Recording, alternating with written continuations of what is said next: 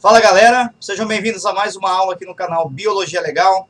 Estamos aqui hoje dando continuidade à série de videoaulas aí sobre a evolução, sobre as teorias evolucionistas. E hoje estaremos aqui falando sobre o lamarckismo, que é uma das primeiras ideias aí realmente evolucionistas. Gostaria de pedir para você que ainda não é inscrito no nosso canal, que se inscreva, que deixe seu like, que ative o sininho aí para receber as notificações de novos vídeos e que se quiser também deixe seu comentário aí, né, sobre essa aula, sobre o que você entende, sobre o que você acha sobre o evolucionismo, se você acredita no evolucionismo ou não. Tá? E também pode deixar aí sugestões de novas videoaulas. Então vamos lá, vamos para a vinheta e vamos falar aí tudo sobre o lamarckismo.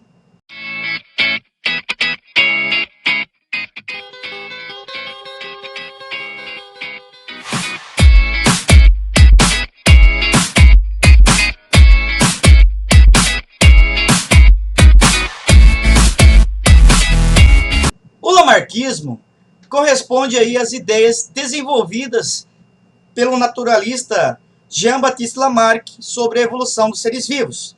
Essas ideias aí, né, foram fundamentais para o conhecimento da evolução. Porém, essas ideias não são atualmente mais aceitas. Por quê? Por que elas não são mais atualmente aceitas? Porque elas deixaram algumas brechas. Elas têm aí alguns erros sobre as suas ideias. A teoria de Lamarck, né, a teoria baseada aí de Lamarck, ela é baseada em duas leis, tá? A primeira lei é conhecida como lei do uso e desuso, tá? E a segunda lei é conhecida aí como lei da herança dos caracteres adquiridos, tá? Então, toda a ideia lamarckista é norteada por essas duas leis, a lei do uso e desuso e a lei dos caracteres adquiridos. Nós iremos ver o que cada uma dessas leis fala. Vamos começar falando aí sobre a lei do uso e desuso, tá? O que essa lei diz? Diz que uma necessidade de adaptação do indivíduo ao meio, né, pode fazer com que um órgão seja mais utilizado, que nós chamamos de uso, né, o que Lamarck chamou de uso, e este órgão aí tenderia a se desenvolver ao longo do tempo. Ao contrário, se um órgão for pouco exigido, pouco usado, o que nós chamamos de desuso, tenderia aí esse órgão a se atrofiar, a diminuir, né? Porém, se analisarmos, né, o tecido muscular, de fato isso acontece, tá? O uso intenso do tecido causa aí a hipertrofia, o cara fica fortão, né, que nem esse cidadão aqui, malha muito, né? Porém, se esses músculos também, né, não forem usados por algum motivo, como nesse caso aqui, esse menino deve ter sofrido um acidente, né?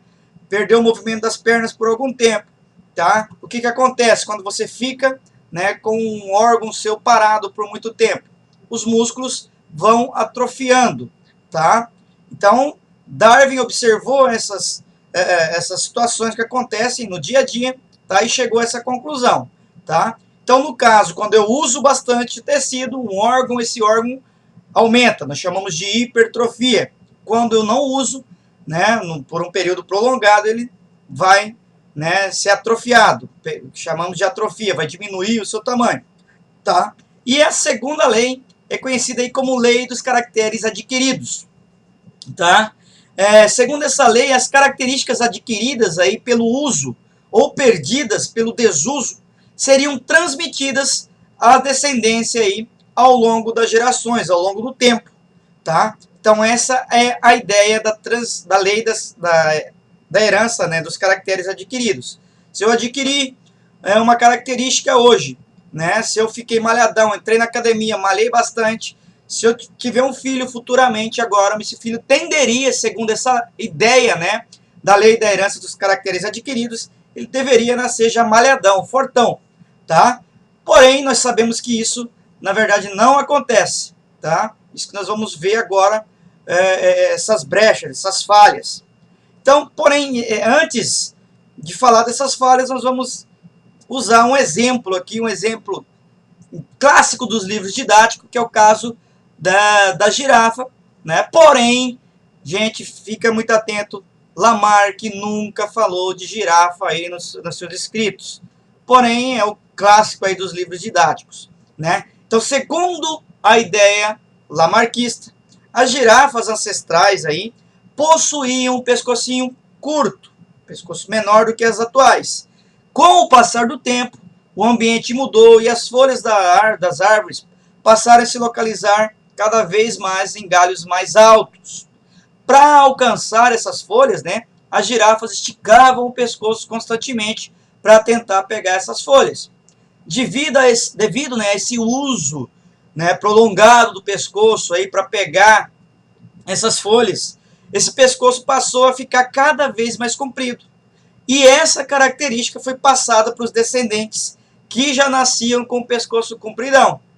Tá? Então, com o passar do tempo, das gerações das girafas, surgiram as girafas atuais, todas pescoçudas, né? Compridonas o pescoço.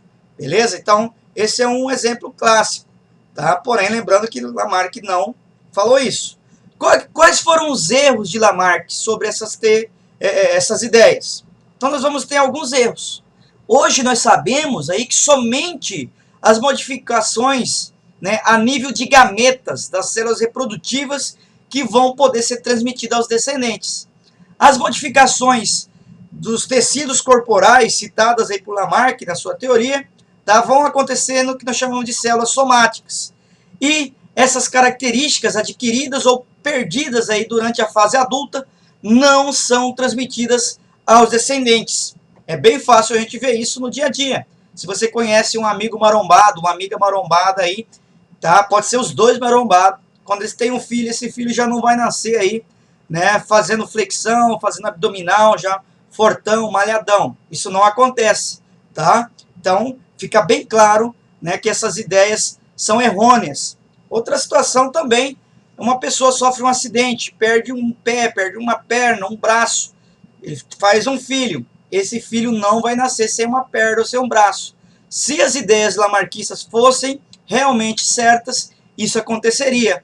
Porém, nós sabemos que isso não acontece e esses são os erros aí de Lamarck, tá? Essas características até são adquiridas, né, com o uso ou desuso, porém, essas características não são transmitidas aos descendentes. Só vão ser transmitidas à sua descendência, né, as mutações que vão acontecer realmente, né, lá nos gametas, óvulo ou espermatozoide. Nas células somáticas, isso não acontece. Então, essa foi a nossa videoaula aí sobre o lamarquismo. Espero que vocês tenham gostado. Tá? Em breve estarei trazendo uma aula agora sobre o darwinismo. Então, um forte abraço e até a nossa próxima videoaula.